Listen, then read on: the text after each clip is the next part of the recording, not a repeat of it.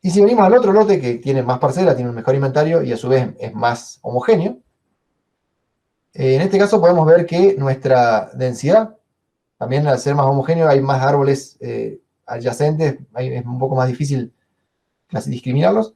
Bueno, nuestra densidad de campo serían 167 árboles por hectárea y de forma remota estamos midiendo 124, contando 124 árboles.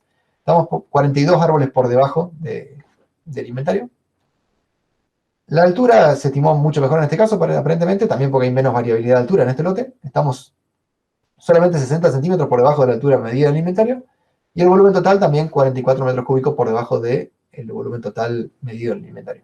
Entonces acá tienen la comparación, inventario tradicional a campo, realizando las tareas en el campo, o inventario remoto, haciendo un vuelo en el lote y conociendo el diámetro de los árboles. Yo creo que el resultado es bueno. Yo creo que si esto se repite en más situaciones similares, uno está trabajando, supongamos está en una empresa y está trabajando de esta forma, uno va a poder calcular cuál es esta subestimación sistemática en todas las situaciones y calcular un factor de ajuste que nos permita compensar esas diferencias. Y podríamos reducir la intensidad de inventario y conseguir datos aplicables a la superficie total de los rodales, incluso robustos en el caso de que tengamos variabilidad espacial, por ejemplo, variabilidad en la densidad. Y otro dato interesante podría ser que podríamos trabajar con estos mapas, hacer primero el vuelo y el conteo automático, y trabajar con estos mapas para realizar una mejor estratificación del campo, y luego realizar un inventario dirigido a esos estratos mucho más inteligente y con menos parcelas. Sería el otro enfoque. Hacer el vuelo primero y después hacer un inventario campo, pero ya pudiendo definir primero los estratos con más precisión.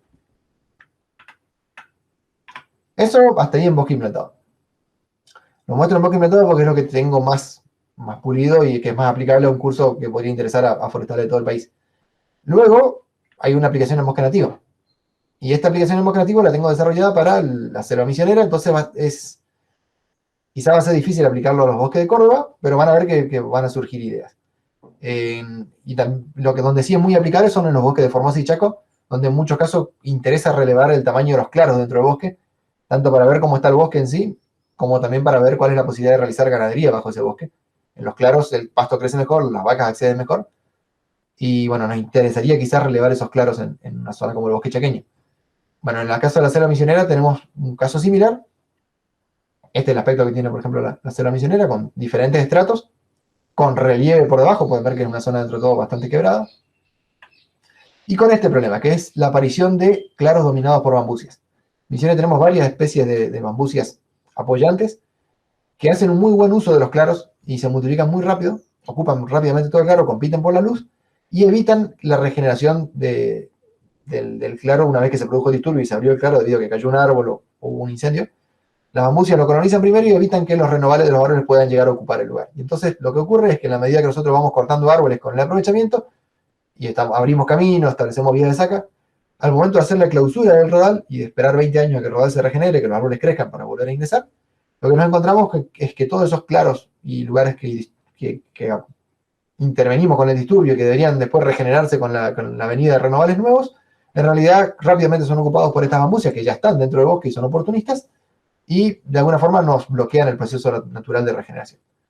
En estos casos se está planteando de que una posibilidad sería una intervención mecánica, en algunos casos con macheteadas, en otros casos con ingreso de máquinas para realizar esa limpieza del claro y luego implantar renovales y cuidarlos.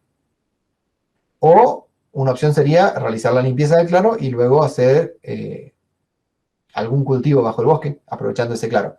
Podría ser un cultivo anual, pero también se podría hacer el cultivo de la yerba mate dentro del bosque, de una forma más sustentable que a cielo abierto. Entonces, en muchos casos interesa mapear los claros, dónde están y qué características tienen. Y hacerlo en el bosque tiene la gran problemática que el bosque en la selva misionera es difícil de caminar, uno no puede ingresar y medir el claro con un GPS o con una cinta, realmente es muy costoso caminar dentro del bosque y abrirse camino, y sin embargo podemos aprovechar las ventajas de los drones que los sobrevuelan a un costo menor. Entonces, bueno, este es el aspecto que tiene el bosque visto de arriba, donde esos claros, el área dominada por si no lo expliqué, el área dominada por la bambucia son estas áreas que ven homogéneas, donde se ve una vegetación herbácea, pero no se ven árboles. Y lo que hacemos en este caso es, aplicando el mismo algoritmo que vieron antes, detección del suelo, normalización, detección de los árboles, cálculo de alturas. Bueno, aplicando el mismo algoritmo hasta prácticamente la mitad del proceso, obtener un mapa de claros. Primero tenemos el mosaico que obtuvimos con el dron y la nube de puntos asociada. Luego tenemos que detectar los lugares más bajos en esa nube de puntos que corresponden al suelo, pero con el problema de que en la selva misionera, excepto que tengamos un camino, nunca vamos a ver el suelo. Siempre estamos viendo algún tipo de vegetación. Entonces los lugares más bajos que podamos ver los consideramos como suelo, como un supuesto. En general van a ser los claros, la vegetación baja de los claros, claros recientes, rumbos que se hayan macheteado donde el dron, aunque sea de forma oblicua entre dos árboles, haya visto ese rumbo abajo. Zonas de donde el bosque está más ralo y debajo de las copas de los árboles hay suelo visible, vegetación baja, pero en general el lugar donde la vegetación va a tener 1 metro, 2 metros de altura, hasta 3 metros de altura. Toda la detección de esos puntos bajos y el ajuste de un modelo digital de terreno suavizado, como el que ven acá, nos van a permitir, por un lado, obtener curvas a nivel, que curvas a nivel en áreas de bosque son complicadas de obtener, y bueno, cualquier estimación del terreno que obtengamos es buena para analizar el relieve, el trazado de caminos y la escorrentía en la zona.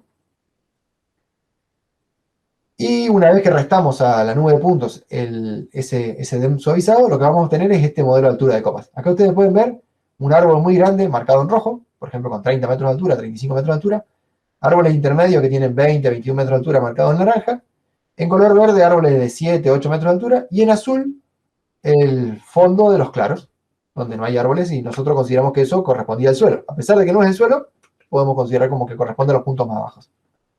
Una vez que tenemos este modelo de altura de copas, que muestra altura relativa respecto al nivel del suelo, es muy sencillo decir, bueno, quiero crear una máscara en QGIS incluso, en un software GIS, quiero crear una máscara donde todos los valores que están por debajo de un umbral determinado, por ejemplo 4 metros de altura, estén asignados el valor 1, pintados por ejemplo, pintado de blanco, y todos los otros datos estén asignados como sin datos o pintados de negro.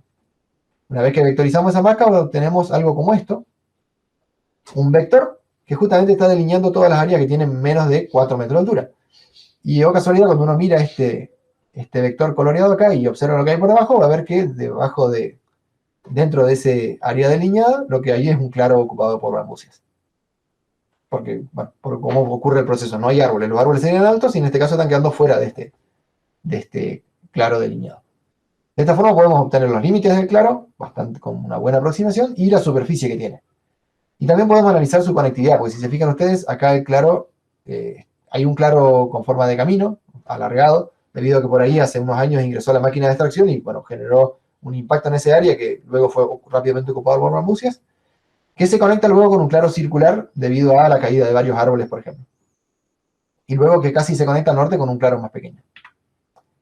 Bueno, ahora se ve, lo tengo también con más tamaño.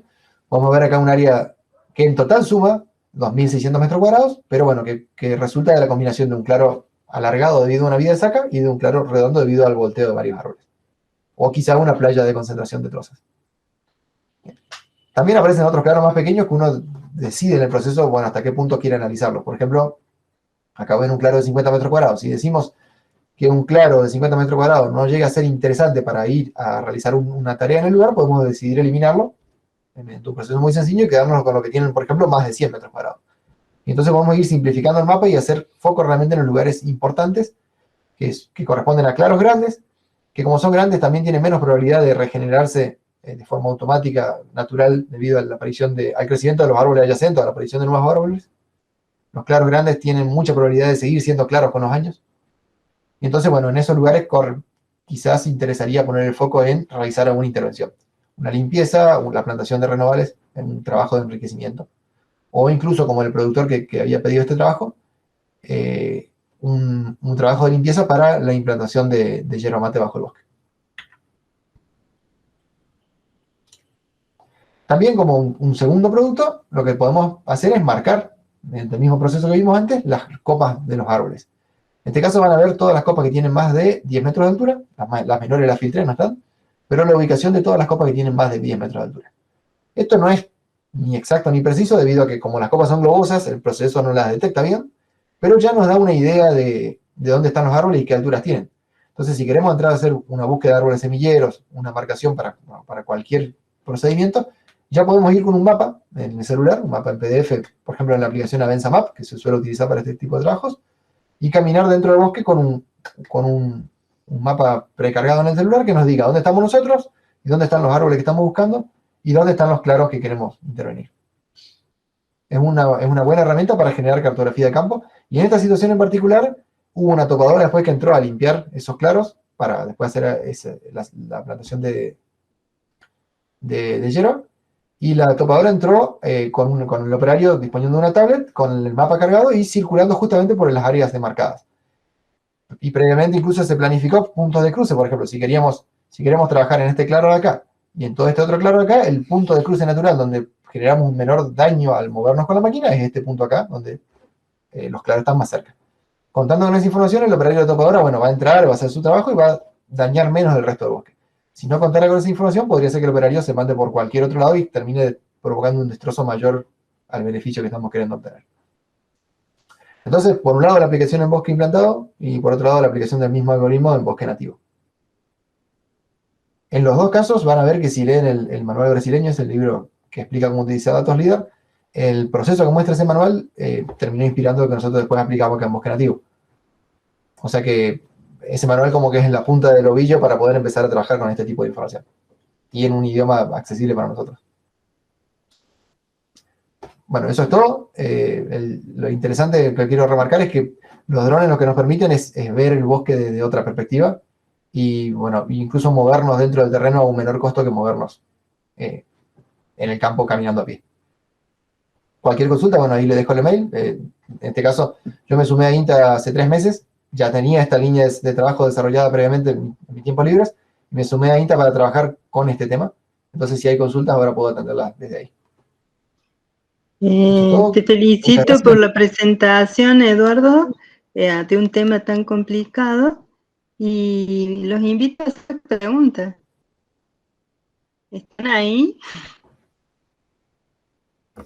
Sí, hola, ¿qué tal? Eduardo, ¿qué tal? José Molina. Claro. ¿Me escuchás? Sí, ¿qué tal, José? ¿Cómo andas? Sí, no, te quería consultar, más que nada, porque yo hace poco hice un curso sobre el tema del uso de drones en el fenotipado y trabajo de relevamiento de bosques.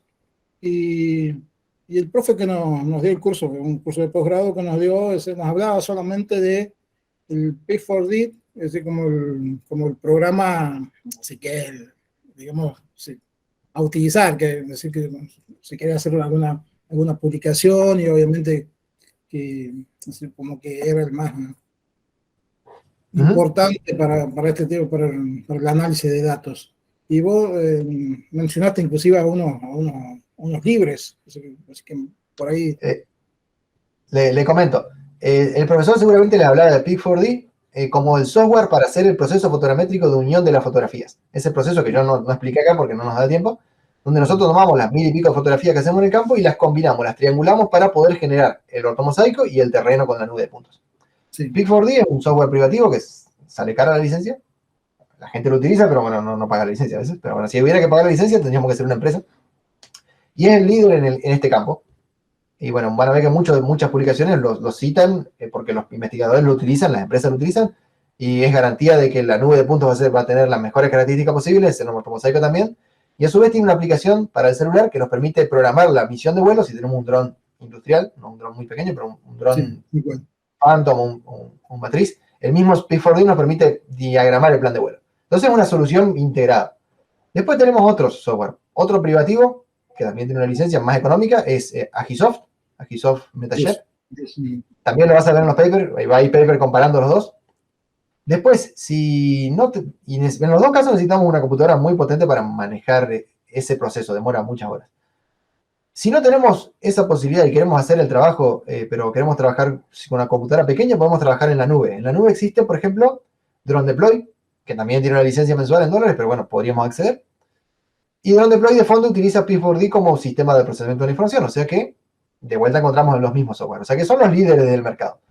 Por otro lado existe WebODM o OpenDroneMap, que es un proyecto de software libre que nos permite hacer ese mismo trabajo con software libre, instalado en Windows o instalado en Linux, o incluso utilizado en la nube mediante un portal que se llama ODM Listening, relámpago.